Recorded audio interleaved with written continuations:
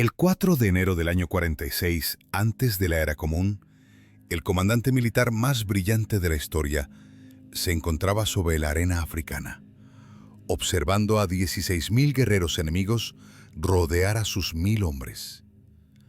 Julio César había llegado a África para cazar a los últimos remanentes de la facción de Pompeyo, pero ahora se enfrentaba a la aniquilación en las colinas áridas, a las afueras de Ruspina.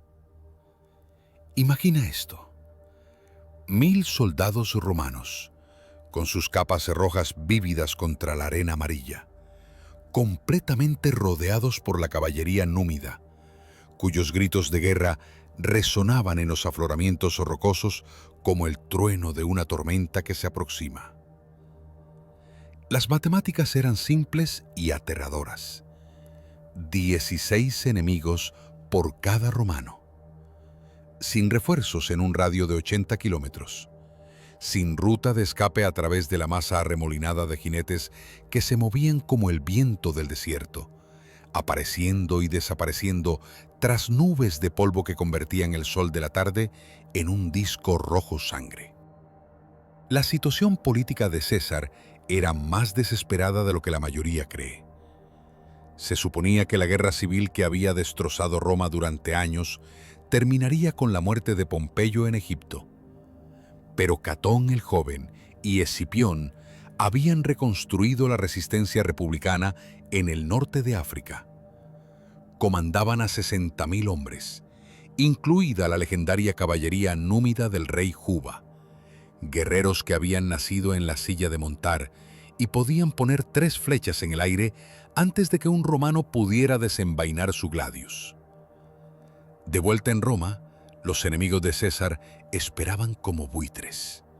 Una gran derrota, una legión rota, y lo despojarían de todo. Esta no era solo otra campaña. Era la apuesta final de César por el poder absoluto.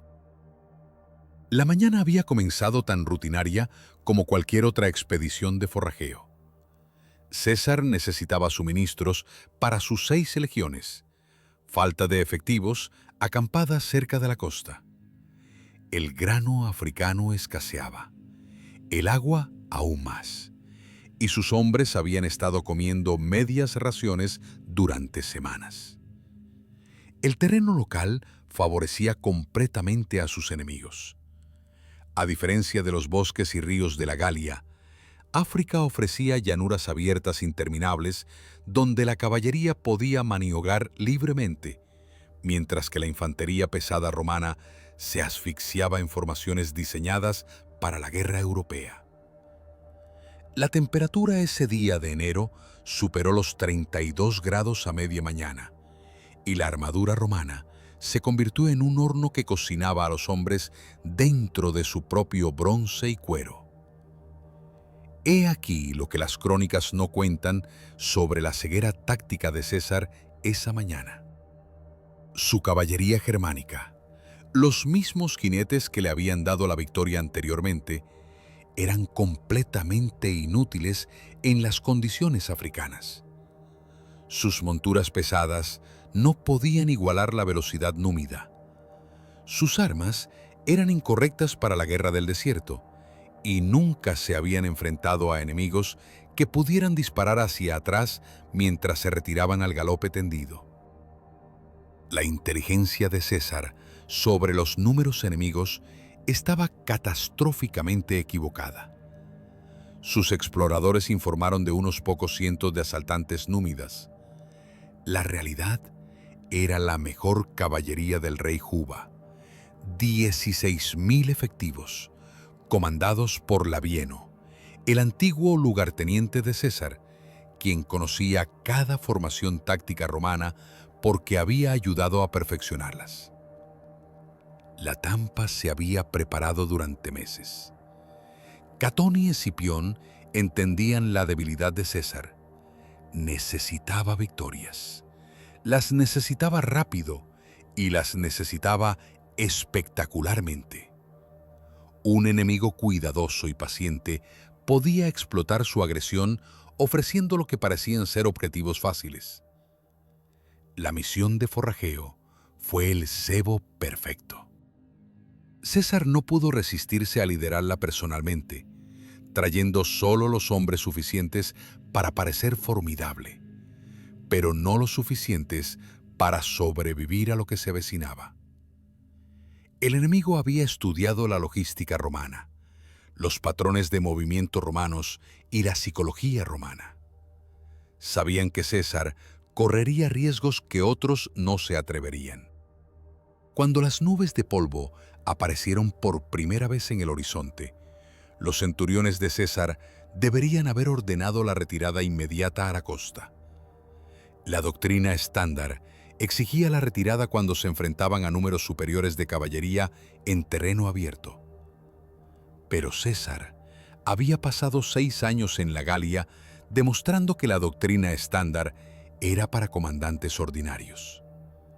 Y el mayor genio militar de la historia estaba a punto de descubrir que la guerra africana seguía reglas completamente diferentes.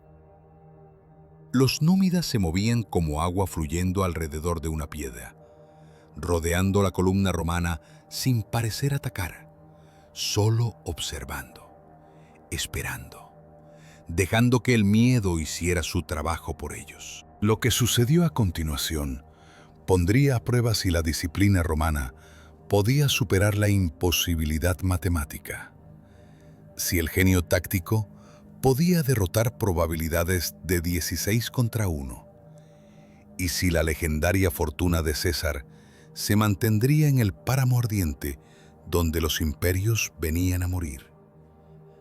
La caballería númida golpeó como una tormenta de arena, apareciendo en todas partes a la vez, pero nunca lo suficientemente cerca para que el acero romano los alcanzara.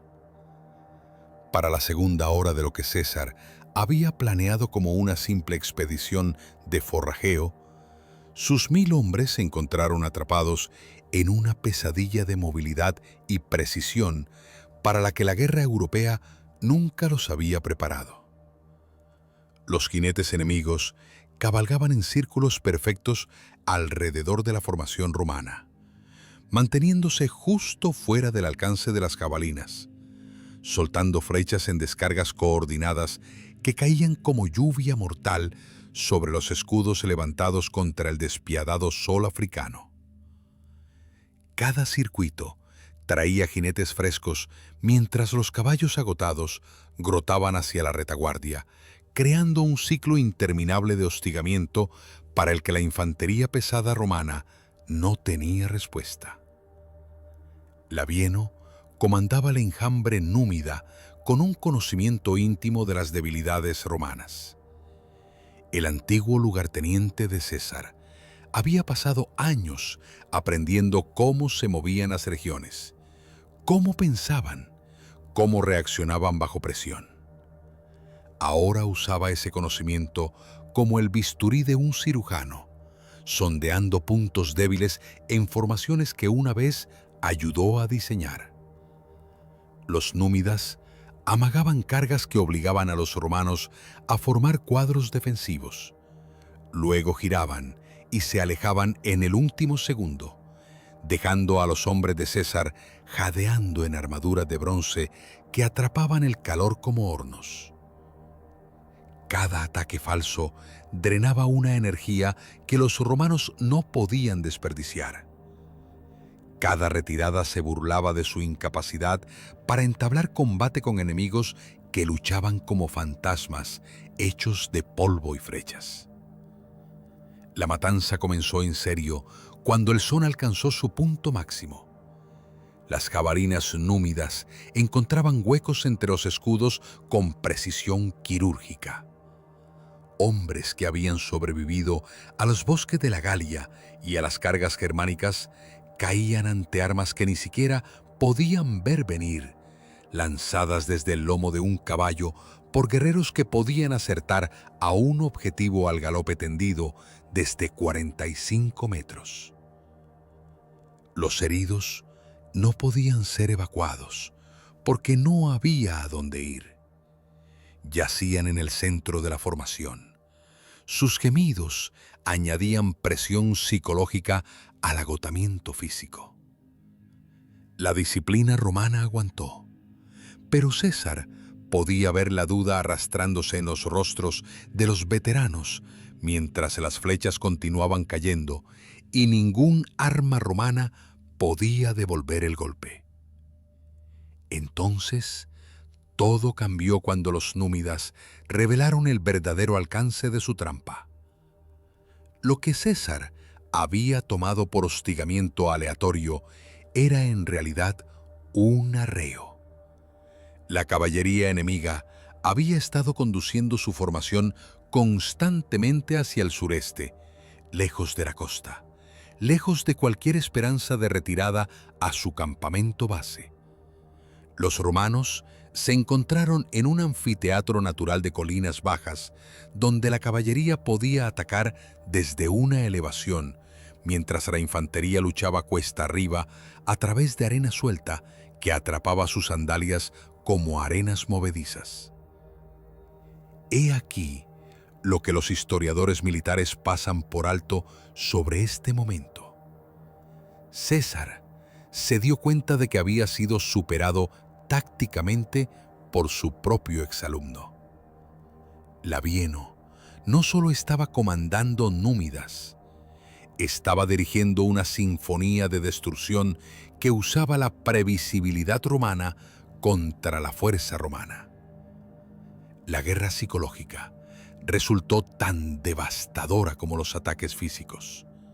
Los gritos de guerra númidas resonaban en las colinas en idiomas que los romanos no entendían, creando una banda sonora alienígena de fatalidad inminente.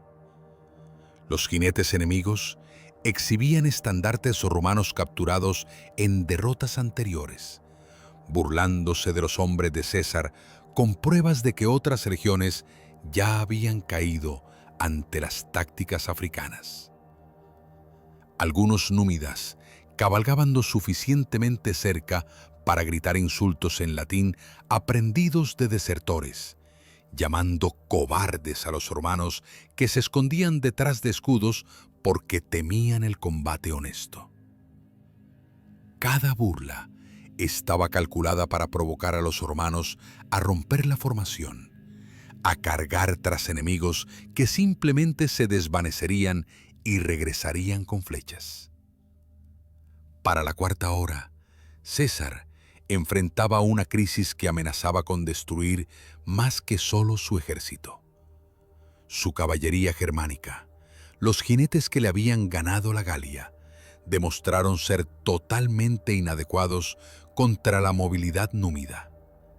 Sus monturas pesadas y tácticas europeas eran como máquinas de asedio en una carrera a pie. Cuando cargaban, los númidas se dispersaban como pájaros asustados, solo para reformarse y atacar a los alemanes ahora aislados desde atrás. 3 acciones de caballería separadas terminaron con los jinetes de César fluyendo de regreso a la protección de los cuadros de infantería, con sus monturas cubiertas de espuma y agotadas, mientras el enemigo parecía tan fresco como por la mañana. Las matemáticas del desgaste se estaban volviendo imposibles de ignorar. Las flechas romanas eran finitas, el agua se estaba agotando y el sol africano estaba convirtiendo la armadura en instrumentos de tortura. Mientras tanto, los númidas parecían multiplicarse en lugar de disminuir. Escuadrones frescos aparecían en crestas distantes como espejismos que se resolvían en una realidad mortal. César contó estandartes enemigos de una docena de tribus diferentes, todas unidas bajo la autoridad de Juba y el genio táctico de Labieno. Lo que enfrentaba no era solo caballería, era una confederación de los mejores jinetes ligeros del mundo antiguo, guerreros cuyos ancestros habían estado luchando en la guerra montada desde antes de que se fundara Roma. Entonces, César hizo algo que ningún general romano había intentado jamás en batalla abierta contra la caballería. La decisión revolucionaria de César surgió de la pura desesperación transformada en genio táctico. En lugar de mantener la tradicional formación cuadrada romana que convertía a sus hombres en blancos fáciles para las flechas númidas, ordenó algo nunca antes intentado contra caballería en terreno abierto. Sus 1000 legionarios formarían una sola línea extendida. 4 hombres de fondo, extendiéndose casi 800 metros a través del suelo del valle. Para cada centurión que escuchó la orden, sonaba a suicidio. Las líneas extendidas eran para luchar contra infantería, no contra jinetes móviles que podían concentrar toda su fuerza contra cualquier punto débil. Pero César había visto algo en los patrones de ataque númidas que incluso Labieno había pasado por alto. La transformación tomó 20 minutos de agonizante vulnerabilidad. Las centurias romanas giraron y se extendieron mientras las flechas continuaban cayendo. Hombres cayendo mientras luchaban por mantener la formación durante la maniobra más peligrosa en la guerra antigua. Los númidas presionaron su ventaja, sintiendo la confusión romana, enviando ola tras ola de jinetes contra lo que parecía ser una formación en completo desorden. César se movía a lo largo de la línea personalmente, su capa púrpura convirtiéndolo en un objetivo para cada arquero enemigo. Pero su presencia evitó que los legionarios agotados se rompieran mientras se extendían en lo que parecía un sacrificio humano a la movilidad númida. Aquí es donde la leyenda se encuentra con la realidad táctica. César no estaba simplemente apostando al coraje contra las matemáticas. Había identificado el defecto fatal en las tácticas númidas que ni siquiera Labieno entendía. La mayor fuerza de la caballería enemiga, su capacidad de concentrar una fuerza abrumadora contra cualquier punto, requería que se agruparan para lograr el máximo impacto. Pero agrupar a los jinetes creaba vulnerabilidad en un terreno donde el espacio de maniobra era limitado. La línea extendida de César obligaría a los númidas a elegir entre atacar en pequeños grupos, negando su ventaja numérica, o concentrarse en áreas donde las colinas circundantes restringirían sus rutas de escape. La primera prueba llegó cuando 2000 jinetes númidas cargaron contra el centro romano, esperando destrozar la delgada línea como cerámica contra piedra. En lugar de eso, se encontraron canalizados entre afloramientos rocosos hacia una zona de muerte donde las jabalinas romanas podían alcanzarlos, y su propia movilidad se convirtió en un pasivo. Los legionarios no intentaron mantener el terreno en el sentido tradicional.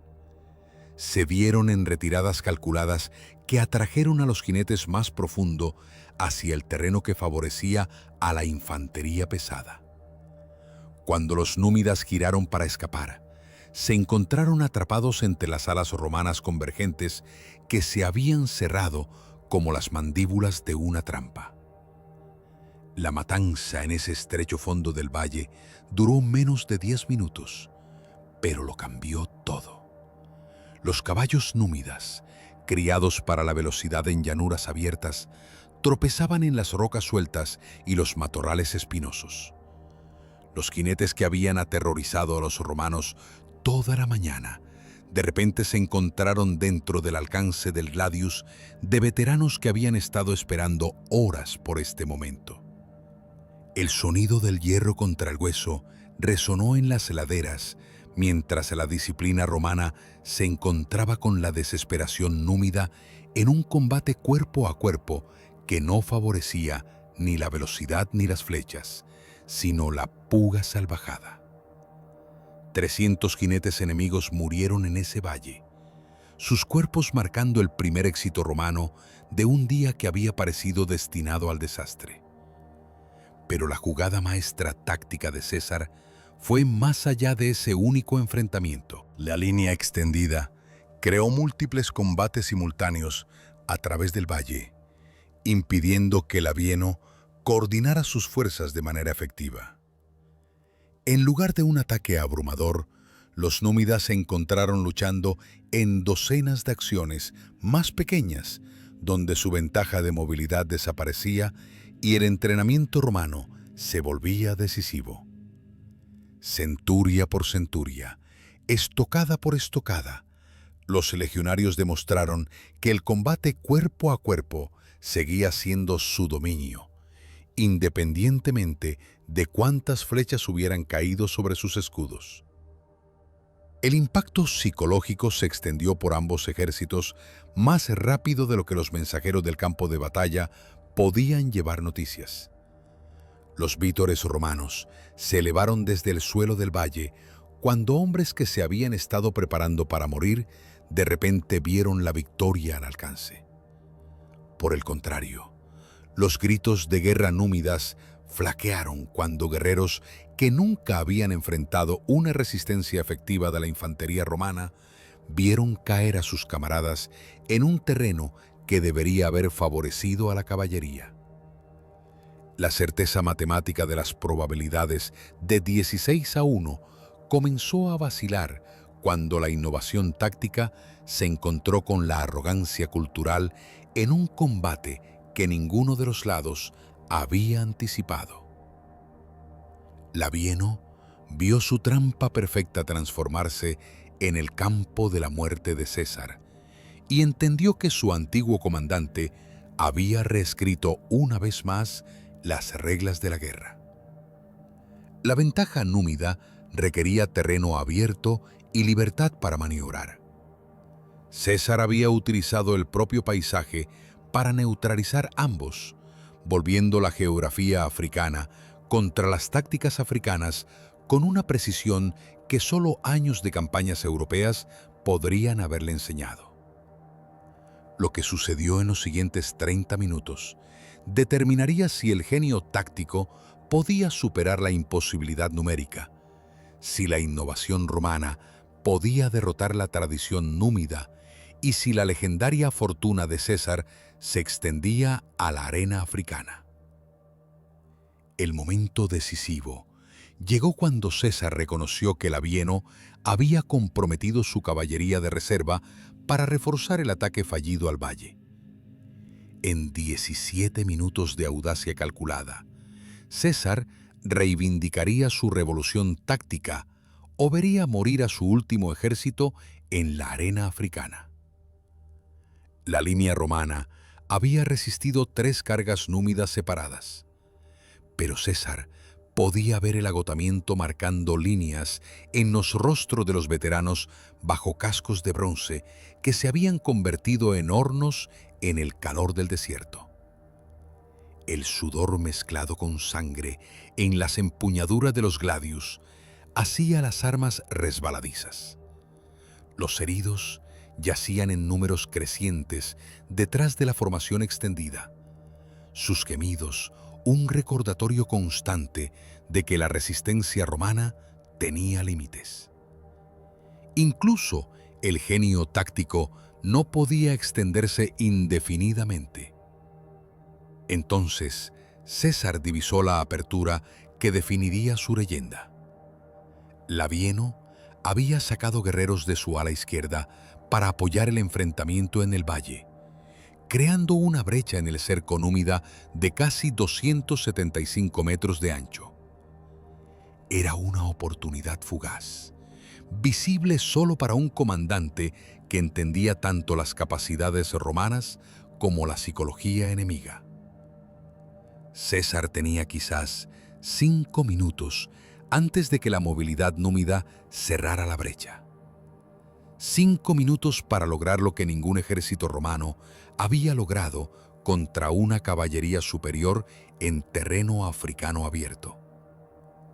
No solo rompería el cerco, lo destrozaría tan completamente que el choque psicológico multiplicaría el éxito táctico en victoria estratégica. La carga comenzó con la intervención personal de César, que se convirtió en leyenda militar.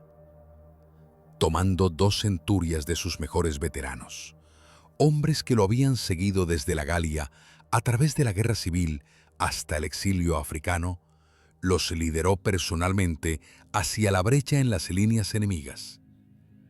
Su capa púrpura ondeaba detrás de él mientras corría, haciéndolo visible para cada romano y númida en el campo de batalla.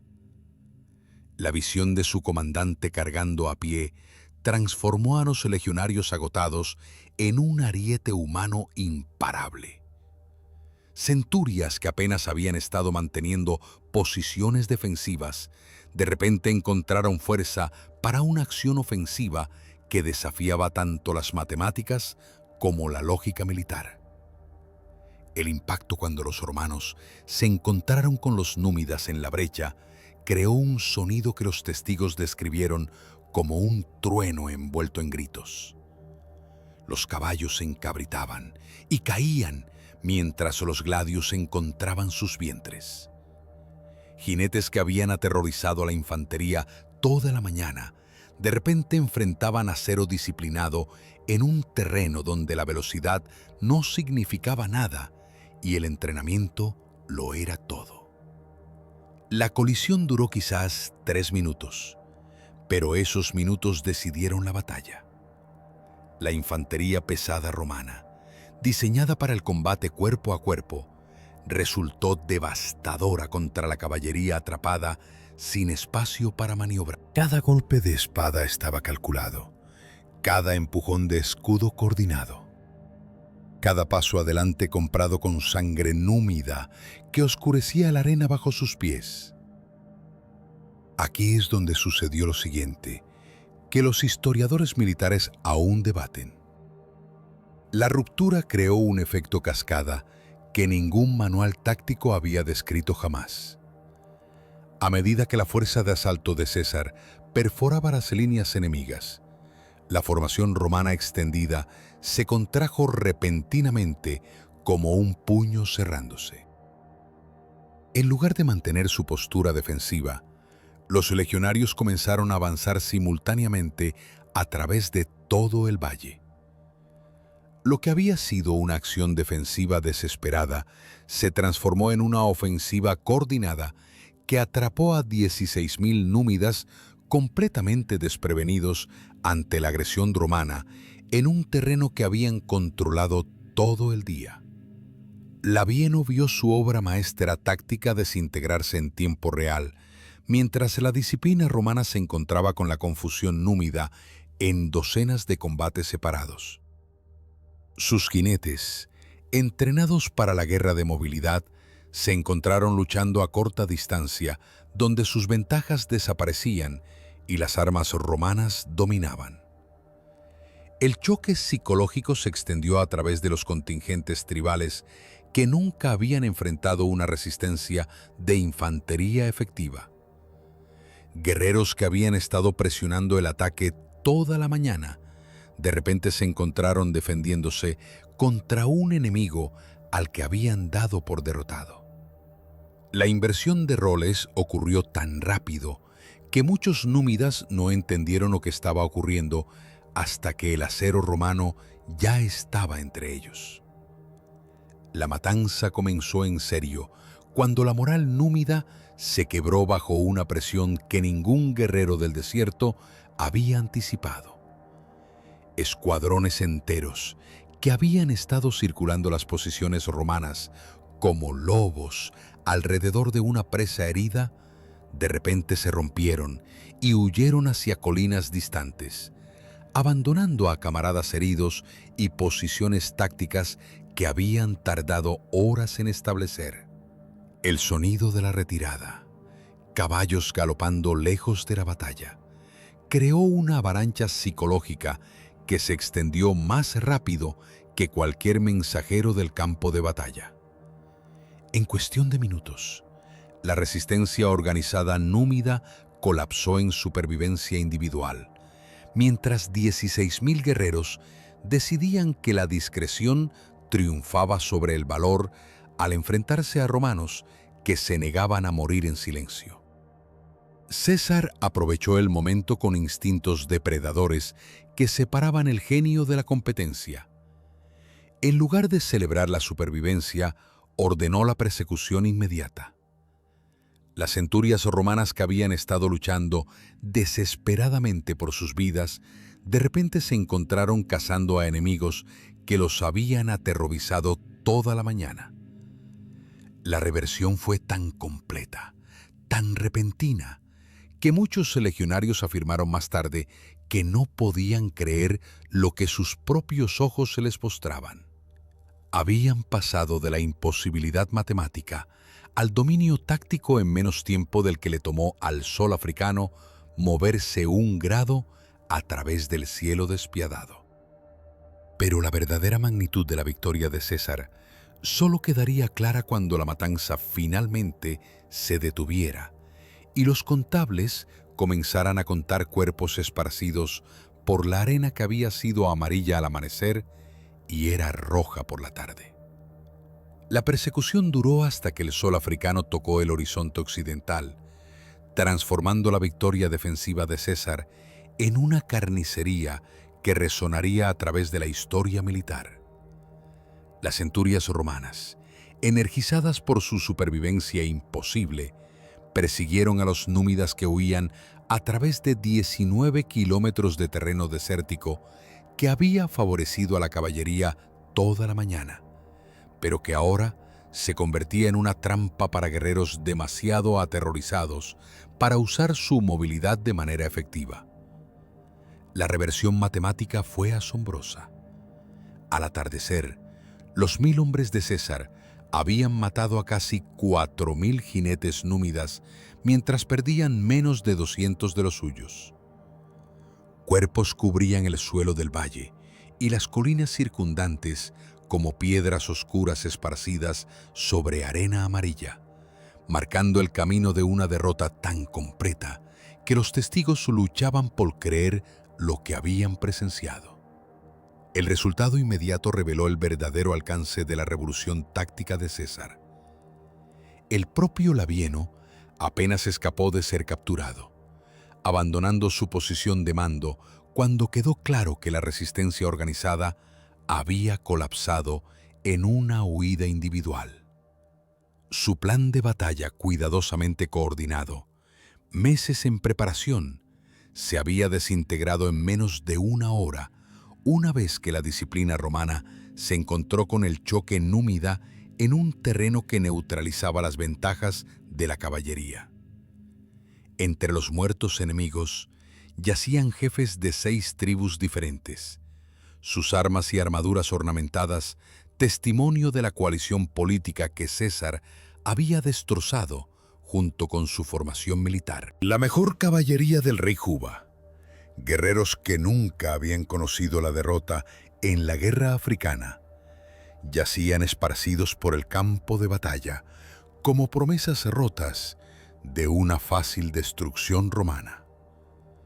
Los heridos romanos contaron su propia historia de probabilidades imposibles superadas a través de la disciplina y la desesperación. Hombres que habían recibido múltiples heridas de flecha continuaron luchando porque la retirada significaba la muerte y el avance ofrecía esperanza. Los centuriones informaron que los soldados habían realizado hazañas de resistencia que deberían haber sido físicamente imposibles, impulsados por el conocimiento de que la supervivencia dependía completamente de la acción colectiva. La formación de línea extendida que había parecido suicida al mediodía, ahora era aclamada como genialidad. Aunque César admitió en privado que la desesperación había contribuido tanto como la perspicacia táctica a su éxito. Sin las limitaciones del terreno que canalizaban los ataques númidas hacia las zonas de muerte romanas, el resultado podría haber sido catastróficamente diferente. He aquí lo que significó la victoria estratégicamente más allá del éxito táctico inmediato. César había demostrado que la infantería pesada romana podía derrotar a números superiores de caballería en terreno abierto cuando se desplegaba y lideraba adecuadamente. El impacto psicológico se extendió por el norte de África más rápido que las noticias de la batalla misma. Los jefes tribales que se habían estado preparando para unirse a la coalición de Juba, de repente reconsideraron sus lealtades cuando llegaron informes de la caballería de élite númida rota por un puñado de centurias romanas. El aura de invencibilidad que había rodeado la guerra montada africana desde la época de Aníbal se resquebrajó como arcilla cocida al sol, reemplazada por un renovado respeto por la innovación militar romana. El equipo capturado reveló el alcance de la preparación enemiga y la magnitud de su derrota. Los intendentes romanos catalogaron miles de flechas, jabalinas y lanzas de caballería abandonadas en la huida. Más importante aún, recuperaron documentos de inteligencia que exponían la extensión total de la conspiración contra César. Cartas de Catón detallaban la coordinación con la resistencia egipcia y siria, mientras que la correspondencia de Escipión revelaba operaciones navales planeadas diseñadas para cortar las líneas de suministro africanas de César. La victoria en Ruspina había interrumpido más que una sola batalla. Había destrozado una estrategia integral diseñada para destruir las fuerzas restantes de César a través de una presión coordinada desde múltiples direcciones. La transformación personal en el propio César se hizo visible para cada subordinado que había presenciado su liderazgo durante la crisis. El comandante, que había parecido casi casual sobre los pedidos africanos, ahora mostraba la intensidad concentrada de alguien que entendía lo cerca que había estado de la destrucción total. Sus órdenes se volvieron más precisas, sus preparativos tácticos más minuciosos, su trato a las poblaciones locales más calculado para prevenir la futura construcción de coaliciones. El casi desastre le había enseñado que la guerra africana requería enfoques diferentes a las campañas europeas, lecciones que resultarían cruciales en operaciones posteriores contra Catón y Escipión. Pero quizás la consecuencia inmediata más significativa fue el efecto en la moral romana a través de todo el ejército africano de César. La noticia de la victoria se extendió por sus campamentos costeros como un incendio forestal, transformando legiones desanimadas que habían estado cuestionando el juicio de sus comandantes en tropas confiadas, listas para enfrentar a cualquier enemigo que África pudiera producir. Los soldados que habían sobrevivido a Ruspina se convirtieron en leyendas instantáneas. Su relato de innovación táctica y coraje disciplinado inspiró a cohortes enteras que nunca habían visto combate. Veteranos que habían seguido a César desde la Galia hablaban de Ruspina como prueba de que la legendaria fortuna de su comandante se extendía incluso a la arena africana, mientras que los reclutas más nuevos ganaban confianza en que el entrenamiento romano podía superar cualquier probabilidad cuando se aplicaba adecuadamente.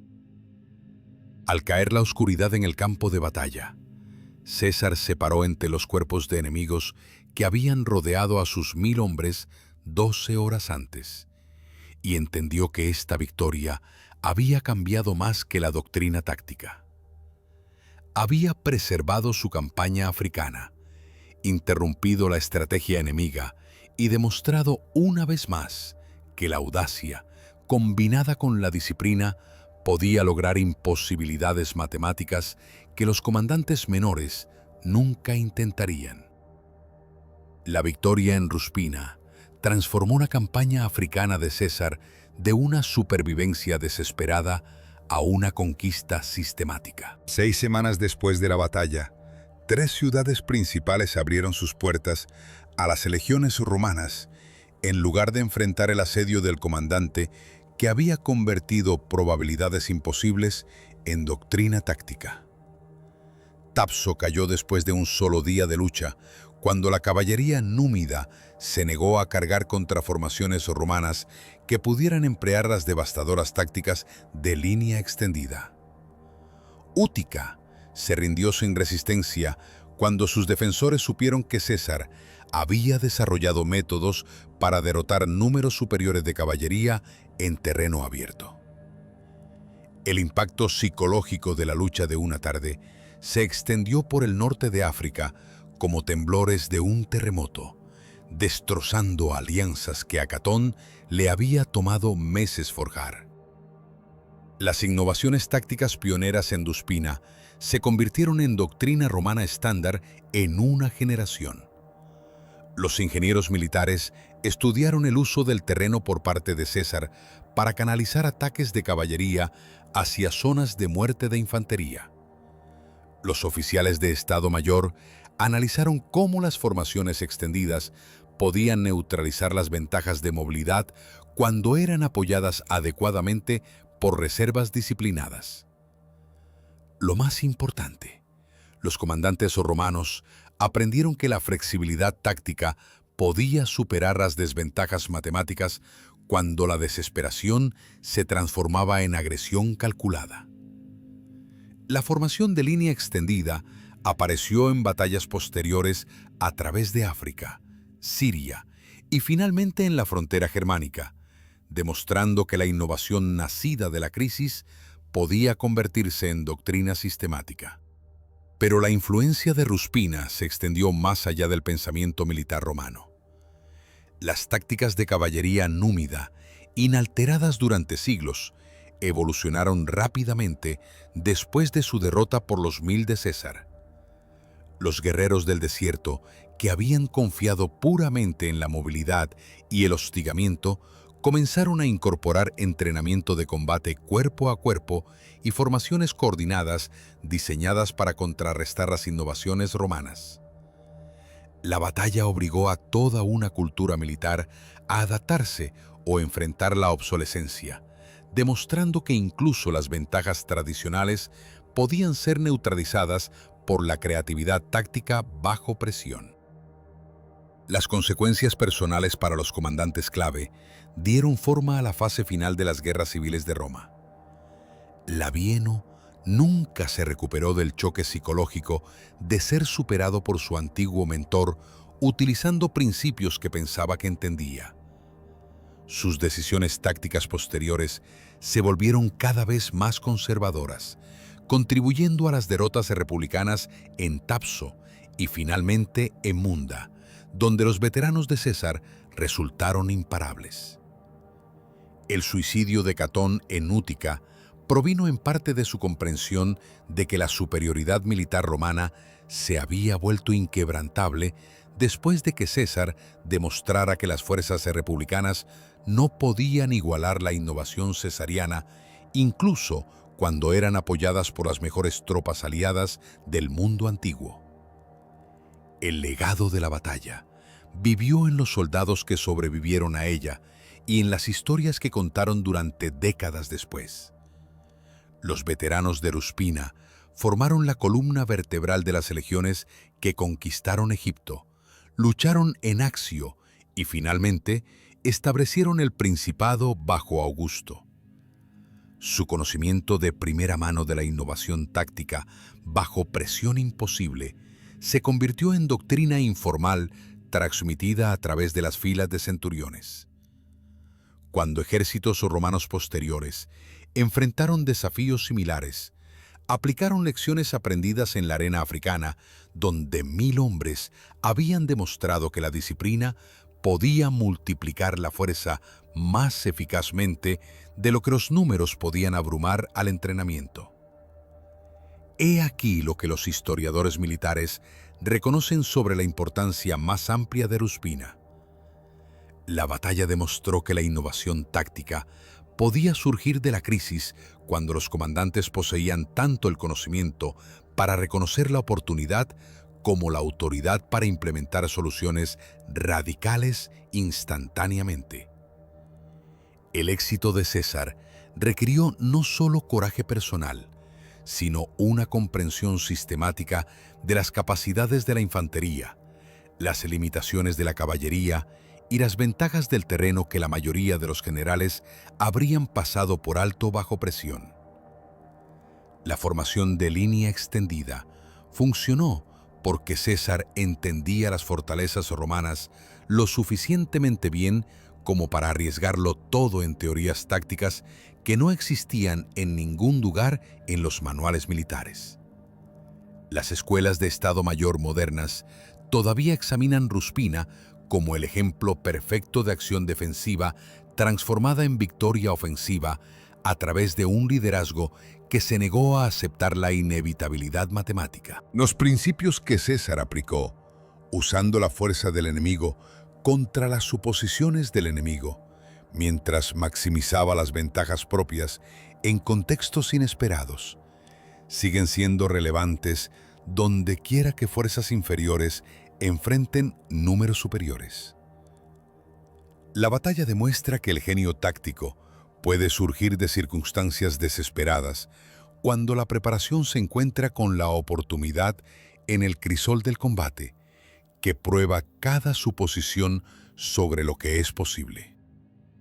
El corazón filosófico de Ruspina resuena a través de la historia militar como un recordatorio constante de que la voluntad humana puede superar la certeza matemática cuando se aplica con una comprensión precisa de las capacidades y limitaciones. Los 1000 hombres de César enfrentaron a 16.000 enemigos, no porque fueran más valientes o más fuertes, sino porque estaban mejor liderados, mejor entrenados y eran más capaces de adaptar métodos tradicionales a desafíos sin precedentes. Demostraron que las probabilidades imposibles se vuelven posibles cuando la innovación táctica se encuentra con la ejecución disciplinada en circunstancias que exigen ambas. El 4 de enero del año 46 antes de la era común, Julio César vio a 1000 soldados romanos demostrar que la imposibilidad matemática cede ante el genio táctico cuando la desesperación se transforma en audacia calculada. Y, al hacerlo, demostró que las mayores victorias emergen no de números superiores, sino de un pensamiento superior aplicado bajo una presión que quebraría a hombres ordinarios.